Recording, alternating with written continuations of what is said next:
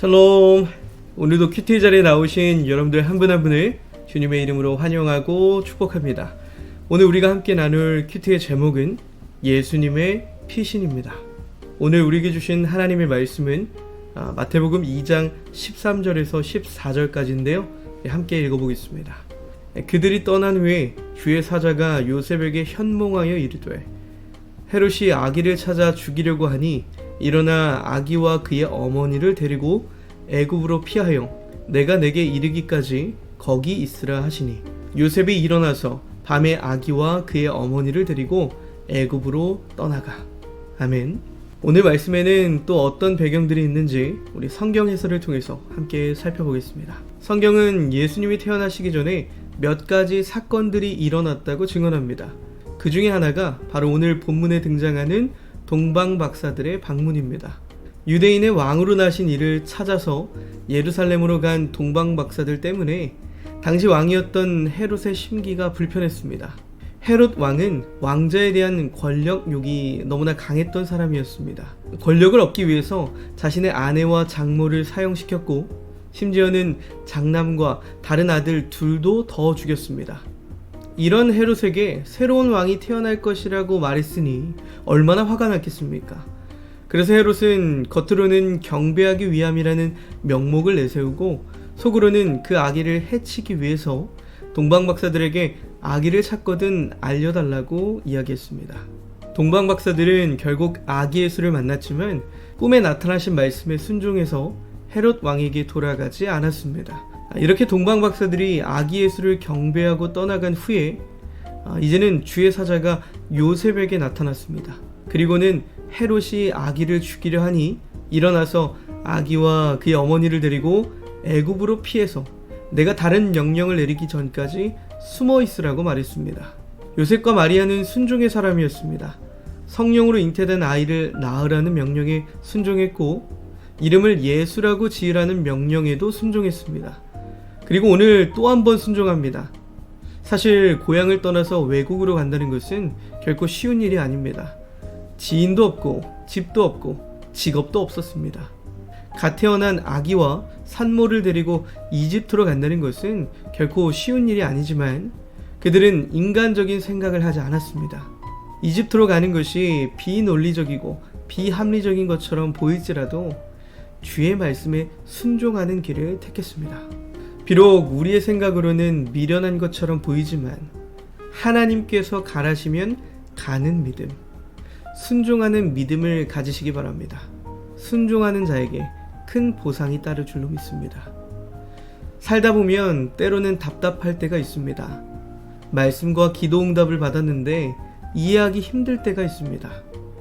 하지만 그럴 때 이해하기 힘듭니다 라고 외치기 전에 먼저 순종하는 믿음을 보이시기 바랍니다. 하나님께서 그 순종을 보시고 우리를 통해서 반드시 큰 역사를 이루어 가실 겁니다. 우리가 감히 측량할 수도 없는 큰 복을 주실 것입니다. 하나님의 아들로 이 땅에 오신 예수님도 위험한 고비가 여러 번 있었습니다. 하지만 하나님께서는 그 고비마다 예수님을 지켜주셨고 또한 그때의 사건들을 통해 지금도 우리에게 교훈을 주고 계십니다. 예수님의 그 어린 시절을 통해서 우리를 보호하시고 이끄시는 그 하나님을 다시금 만나시길 간절히 소망합니다. 자, 이제는 오늘 말씀을 우리의 삶으로 적용하기 시간입니다. 우리 다 함께 믿음으로 순종했던 경험들을 떠올리면서 그때 깨달아졌던 은혜는 무엇이었는지 나눠보시기 바랍니다. 오늘은 한번 이렇게 질문을 던져보고 싶은데요. 그렇다면 믿음으로 순종하는 자에게 주어지는 복은 무엇일까요? 한번 이렇게 질문을 초원에게 던져보겠습니다. 답변이 도착했는데요. 우리 함께 결과를 확인해 보겠습니다.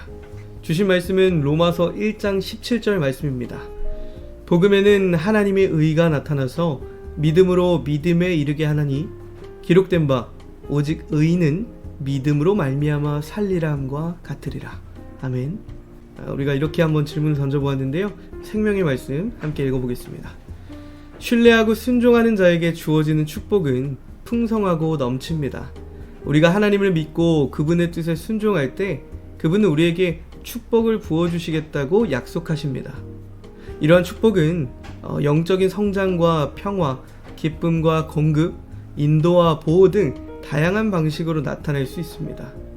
우리가 하나님의 신실하심을 신뢰하고 그분의 명령에 순종할 때 그분은 하늘의 수문을 열고 우리에게 그분의 선하심을 베풀어 주십니다.